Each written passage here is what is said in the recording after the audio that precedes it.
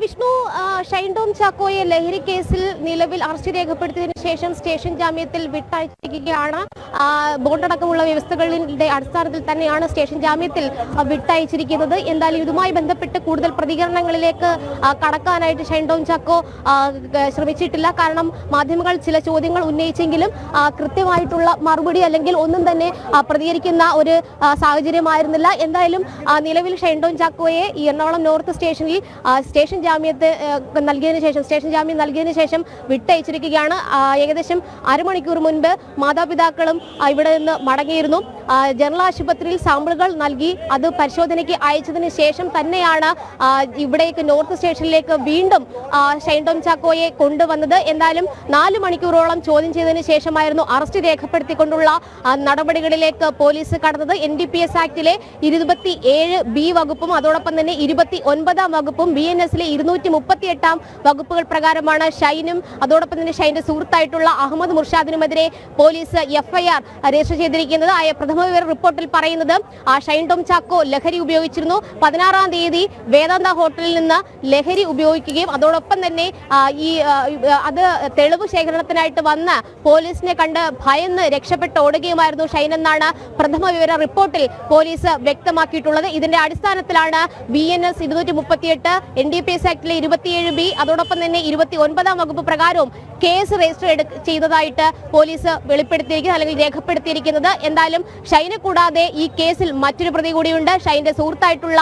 അഹമ്മദ് മുർഷാദ്. അതായത് വേദാന്ത ഹോട്ടലിൽ ആ മുറിയിൽ ഷൈനോടൊപ്പം ഉണ്ടായിരുന്ന സുഹൃത്താണ് അഹമ്മദ് മുർഷാദ്. അയാളും ഈ കേസിൽ പ്രതിയാണ്. ഇന്ന് ചോദ്യം ചെയ്ത വേളയിൽ ഏകദേശം 32ഓളം ചോദ്യങ്ങൾക്ക് കൃത്യമായിട്ടുള്ള മറുപടി ആദ്യഘട്ടത്തിൽ ഷൈൻ ടോം ചാക്കോ നൽകിയിരുന്നില്ല. പിന്നീട് പോലീസ് നിരത്തിയ ചില തെളിവുകൾ, പ്രത്യേകിച്ച് ഫോൺ രേഖകൾ, അതോടൊപ്പം തന്നെ ഷൈന് മറ്റു ചിലരുമായിട്ടുള്ള ബന്ധങ്ങൾ തെളിയിക്കുന്ന രേഖകൾ, ഇതടക്കം മുന്നോട്ട് വെച്ച സാഹചര്യത്തിലായിരുന്നു ചില കുറ്റസമ്മത മൊഴിയൊക്കെ തന്നെ ഷൈൻ ടോം ചാക്കോ നൽകിയത്. അതിന്റെ അടിസ്ഥാനത്തിൽ ഹൈബ്രിഡ് കഞ്ചാവ് കേസിൽ, അതായത് ആലപ്പുഴയിൽ ഹൈബ്രിഡ് കഞ്ചാവുമായിട്ട് പിടികൂടിയ തസ്ലിമയുമായിട്ട് തനിക്ക് ബന്ധമുണ്ട്, തസ്ലിമയെ അറിയാമെന്നുള്ള ഒരു വെളിപ്പെടുത്തൽ ഷൈൻ ടോം ചാക്കോ നടത്തുന്നത്. എന്തായാലും തസ്ലിമാൻ നേരത്തെ തന്നെ പറഞ്ഞിരുന്നത് സിനിമാ മേഖലയിലെ പലർക്കും താൻ ലഹരികൾ നൽകിയിരുന്നു, ലഹരി വസ്തുക്കൾ കൈമാറിയിട്ടുണ്ട് എന്നുള്ളതായിരുന്നു. അതിലൊരാൾ ഈ പറയുന്ന ഷൈൻ ടോം ചാക്കോ തന്നെയായിരുന്നു.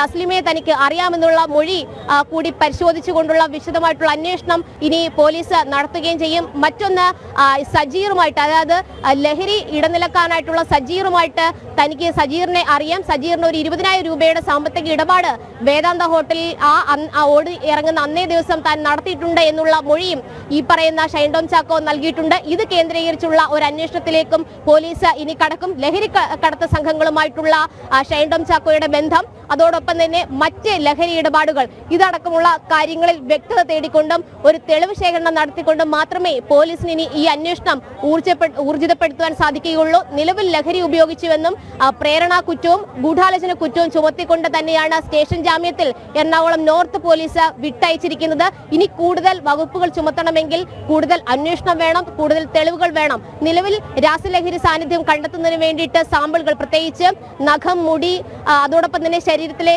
സ്രവങ്ങൾ, ഇതിന്റെയൊക്കെ സാമ്പിളുകൾ ശേഖരിച്ചു കഴിഞ്ഞിട്ടുണ്ട്. അതിന്റെ പരിശോധനാ ഫലം കൂടി ലഭിച്ച ശേഷമായിരിക്കും മറ്റു നടപടിക്രമങ്ങൾ പൂർത്തീകരിക്കുക. എന്തായാലും 1 വർഷത്തിൽ താഴെ 6 മാസമോ അതുമല്ലെങ്കിൽ 1 വർഷമോ തടവ് ശിക്ഷ ലഭിക്കാവുന്നതും പിഴ ശിക്ഷ ഉള്ളതുമായിട്ടുള്ള വകുപ്പുകൾ മാത്രമാണ് ചുമത്തപ്പെട്ടിരിക്കുന്നത്. അതുകൊണ്ട് തന്നെ സ്റ്റേഷൻ ജാമ്യത്തിന് ഷൈൻ ടോം ചാക്കോയ്ക്ക് അർഹതയുണ്ട്. അതിന്റെ അടിസ്ഥാനത്തിലാണ് സ്റ്റേഷൻ ജാമ്യം നൽകി ഷൈൻ ടോം ചാക്കോയെ അല്പസമയം മുൻപ് ഏകദേശം 5:35-ന് നോർത്ത് സ്റ്റേഷനിൽ നിന്നും വിട്ടയച്ചിരിക്കുന്നത്. വിഷ്ണു, രേഷ്മ ഈ സൂചിപ്പിച്ചതുപോലെ ഷൈൻ്റെ മൊഴികളിൽ നിന്നും ഞെട്ടിക്കുന്ന വിവരങ്ങൾ തന്നെയാണ് പുറത്തു വരുന്നത്. ഒരു പക്ഷേ മലയാള സിനിമയിലെ മറ്റ് പ്രമുഖ നടന്മാരിലേക്ക് കൂടി ഈ ഒരു കേസ് അന്വേഷണം അല്ലെങ്കിൽ ലഹരി ഇടപാടുമായി ബന്ധപ്പെട്ടുള്ള അന്വേഷണം എത്തിച്ചേരുമെന്നതിൽ യാതൊരു സംശയവുമില്ല. അങ്ങനെയെങ്കിൽ മുൻപ് വന്ന ഹേമ കമ്മിറ്റിയിലെ ചില നിർദ്ദേശങ്ങൾ പോലും അത്തരം കാര്യങ്ങൾ ശരിവെക്കുന്നതായി മാറുന്നുണ്ട്.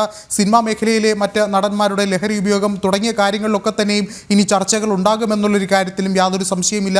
ഇവിടെ ഏറെ പ്രധാനമെന്ന് പറയുന്നത് നേരത്തെ സൂചിപ്പിച്ചതുപോലെ ഈ തെളിവുകളുടെ ശേഖരണമാണ്. ഇന്ന് നടന്ന ഈ ഷൈൻ ടോം ചാക്കോയുടെ വൈദ്യപരിശോധനയിലും അത്തരം ചില നിർണായകമായ പരിശോധനകൾ കൂടി നടന്നിരുന്നു. ലഹരി സാന്നിധ്യം മനസ്സിലാക്കാനുള്ള സാമ്പിളുകൾ ശേഖരിച്ചിരുന്നു. അത് സംബന്ധിച്ചുള്ള പരിശോധനകൾ വരും ദിവസങ്ങളിൽ എങ്ങനെയായിരിക്കും അല്ലെങ്കിൽ അതിൻ്റെ ഫലമൊക്കെ പുറത്തു വരിക, എപ്പോഴായിരിക്കും അത് സംബന്ധിച്ചുള്ള വിവരങ്ങളൊക്കെ നമുക്ക് ലഭ്യമാവുക?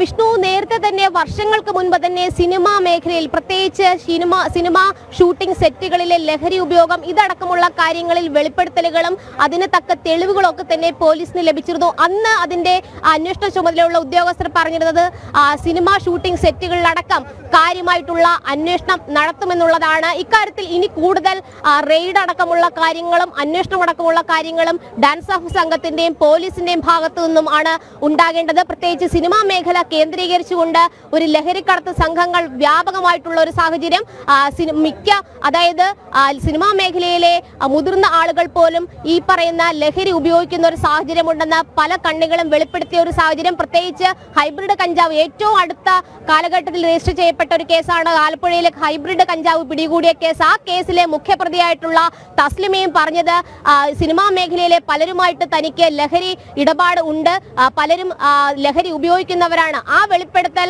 കഴിഞ്ഞ് ഒരു മാസം പിന്നിടുമ്പോഴാണ് ഷൈനെതിരെ രണ്ടാമതൊരു കേസ് കൂടി രജിസ്റ്റർ ചെയ്യപ്പെടുന്നത്. 2015 ആദ്യമായിട്ട് കേരളത്തിൽ രജിസ്റ്റർ ചെയ്യപ്പെട്ട കൊക്കെയിൻ കേസ് അത് ഷൈൻ ടോം ചാക്കോയ്ക്ക് എതിരെയാണ്. അത് പിന്നീട് ഇക്കഴിഞ്ഞ ഫെബ്രുവരി 11 കോടതിയിൽ തള്ളപ്പെട്ടു. അത് പ്രധാനമായിട്ടും തള്ളപ്പെട്ടതിനുള്ള ഒരു കാരണം പോലീസിന്റെ വീഴ്ചകളായിരുന്നു, തെളിവ് ശേഖരണത്തിൽ പോലീസ് കാട്ടിയ അലംഭാവം. അതുകൊണ്ട് തന്നെ ഇന്നത്തെ ഈ ലഹരി കേസിൽ അതിൽ കൃത്യമായിട്ടുള്ള അന്വേഷണം പോലീസിന് നടത്താത്ത പക്ഷം അത് വലിയ രീതിയിൽ വിമർശനങ്ങൾക്ക് ഇടയാക്കും. ഇന്ന് നിലവിൽ ലഹരി ഉപയോഗിച്ചതിനും അതോടൊപ്പം തന്നെ പ്രേരണാ കുറ്റം, ഗൂഢാലോചന കുറ്റം, ഈ തെളിവ് നശിപ്പിക്കൽ അല്ലെങ്കിൽ തെളിവ് നശിപ്പിക്കൽ BNS-ലെ 238 വകുപ്പ് ഇതടക്കമുള്ള വകുപ്പുകൾ മാത്രമാണ് ചുമത്തിയിട്ടുള്ളത്. ഇനി ഷൈന് മറ്റ് കണ്ണികളിൽ ലഹരിക്കടത്ത് സംഘങ്ങളുമായിട്ടുള്ള ബന്ധം, അതോടൊപ്പം തന്നെ തസ്ലിമയുമായിട്ടുള്ള ബന്ധം, അതുകൊണ്ട് തന്നെ ഹൈബ്രിഡ് കഞ്ചാവ് കേസിൽ ഏതു വിധത്തിലാണ് ഷൈന്റെ പങ്കാളിത്തമുള്ളത്, ഇതടക്കമുള്ള ചോദ്യങ്ങളിൽ വ്യക്തത വരുത്തേണ്ടത് അന്വേഷണ സംഘമാണ്.